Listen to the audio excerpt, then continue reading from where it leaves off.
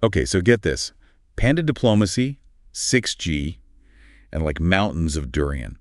Today we're diving deep into Thai-Chinese relations, and trust me, this is anything but your typical boring diplomatic stuff. Yeah, no kidding. You weren't kidding. This webpage straight from the Thai government house. This is like a VIP pass to a huge moment in global politics. Exactly. Our mission, if we choose to accept it, is to figure out what you need to know from this meeting between the Chinese ambassador to Thailand and the Thai prime minister. Think key takeaways, the stuff they don't say out loud, a real behind-the-scenes look. Ready to jump in? Let's do it. Okay, so picture this. It's October 16th, 2024. We're at the Thai government house in Bangkok. Big, important place, right? Definitely sets the stage. Right. And the players. The Chinese ambassador, HE Mr. Han Zhiqiang, meets with Thai Prime Minister Paetongtarn Shinawatra. Now, even the location screams high stakes, wouldn't you say? Oh, absolutely. This is about as high level as it gets, so what's the vibe? Well, that's where things get interesting. The website describes the meeting as, and I quote, cheerful. Right. I don't know about you, but cheerful is the first word that pops into my head when I picture these types of meetings. It's interesting, right? Usually it's all very serious, very formal, this cheerful thing. It kind of makes you wonder if there's some extra warmth there, maybe even a shared joke or two, especially given how complex things are on the global stage right now. Totally. And speaking of complex, Thailand's been slammed by those awful floods. Yeah. But here's where it gets really interesting. Immediately after this cheerful meeting, Ambassador Han, on behalf of both the Chinese Embassy and the Thai-Chinese Chamber of Commerce, steps up with a $7.2 million baht donation for flood relief. Wow. Right? Talk about a power move with a side of compassion. What do you make of that timing? It's smart. I mean, it's genuinely helpful, of course, but it's also China showing they're there for Thailand, not just with words, but with action, and doing it right after that meeting. It's strategic, for sure. Flood diplomacy at its finest. Exactly. And this is even more significant when you consider the timing. Don't forget, 2025 marks a big anniversary, 50 years of diplomatic relations between China and Thailand. The big golden year of friendship. They're going all out. Yeah, and for good reason. This anniversary is a huge opportunity for both countries. It's a chance to reaffirm their commitment to each other, especially with all the global uncertainty going around. And they're definitely not wasting any time. Prime Minister Shinawatra seems really focused on boosting their collaboration. Trade, emerging tech, they're covering a lot of ground. And let's not forget the cultural exchange plans. They're planning some pretty amazing things to celebrate their shared history. It's like they're playing this fascinating game, hard power, soft power, all mixed together. Trade deals over here, panda diplomacy over there, and that whole golden year friendship thing as the backdrop. They're pulling out all the stops, that's for sure. Hmm. But okay, let's talk soft power for a second. I love getting to the cultural side of things. What exactly do they have planned? Well, think of it like this. Soft power is all about winning over hearts and minds, right? And they've got some pretty creative ideas up their sleeves. Prime Minister Shinawatra actually mentioned a musical performance, and get this, Princess Sirivannavari Narudatana playing the Chinese gusheng. No way. The gusheng, that's that beautiful long string instrument, right? Exactly. It's a really ancient instrument with a ton of history. Talk about cultural diplomacy. That's not just a performance. That's a really powerful symbol of their shared heritage. It's brilliant, right? But there's more. Ambassador Han also mentioned that China is sending some sacred Buddhist relics to Thailand for an exhibition. Really? What kind of relics? Get this, a tooth relic of the Buddha.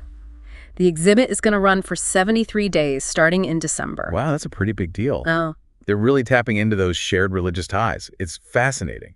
But of course, you can't talk about Chinese soft power without bringing up the heavy hitters. The pandas. Yes, panda diplomacy at its finest. Classic for a reason, though, right?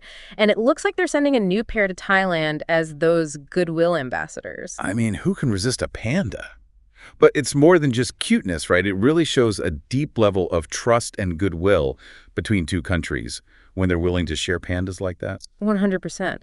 But okay, let's not forget about the economic side of this relationship either. Prime Minister Shinawatra made a point of thanking China for recently approving those durian imports. Durian diplomacy. That's huge for Thai agriculture, though, seriously. That's a lot of durian. But she didn't stop there. She also suggested some really ambitious collaborations, inviting Chinese investment in a bunch of areas.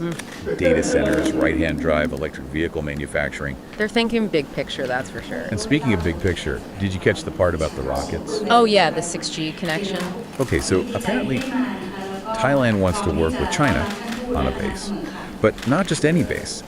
This would launch small rockets specifically to launch satellites for a 6G network. Yeah. It's like they're skipping ahead of a whole generation of tech and jumping straight into the future. It's incredibly ambitious. This kind of partnership could put them light years ahead in the global tech race. I know. This isn't just about, better internet. It's about who controls the technology that's going to be running the world in the future. It almost makes you wonder if they're trying to send a message not just to the region, but to everyone. I think you're right. This isn't just a two-country deal. It's a power move on a global scale. It's like they're playing 4D chess, and everyone else is still trying to figure out checkers. But seriously, when you have this level of cooperation between Thailand and China, it makes you think about the balance of power globally. How does this change things? Totally. And it'll be interesting to see how other countries react, especially those with interests in the region. Are they threatened, intrigued? Well, one thing's for sure. Thailand and China aren't letting this momentum fade. The website mentioned there'd be some high-level visits soon. Right, they're solidifying things. In fact, we might see Prime Minister Shinawatra heading to China before we know it for face-to-face meetings with President Xi Jinping and Premier Li Qiang. This isn't just signing papers anymore. This is building those personal relationships at the very top. Exactly. Because sometimes, especially in international diplomacy, that personal touch makes all the difference. Kind of wild, right? This meeting, it seemed like your typical diplomatic thing at first glance, but wow, there's so much more going on underneath. Right, international relations these days. It's not just stuffy meetings anymore. Not even close. We're talking flood diplomacy, panda diplomacy. Durian diplomacy. It's a whole diplomatic fruit basket. Don't forget the 6G rockets, though. But jokes aside, all these partnerships, it really makes you think about the future. Like, how is all this going to reshape things, globally even? Absolutely. I mean, this alliance, Thailand and China, this could have ripple effects everywhere. It'll be interesting to see how other countries fit into this, especially those already connected to the region. Right. Our old friendships going by the wayside, new alliances forming.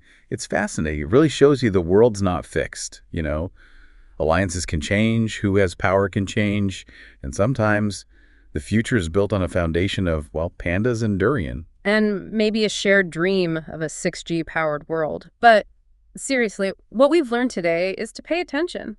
Look at these relationships, try to understand the motivations behind them. It's not always about what you see on the surface. Exactly. So everyone listening who thought international relations was all just boring handshakes and treaties, think again.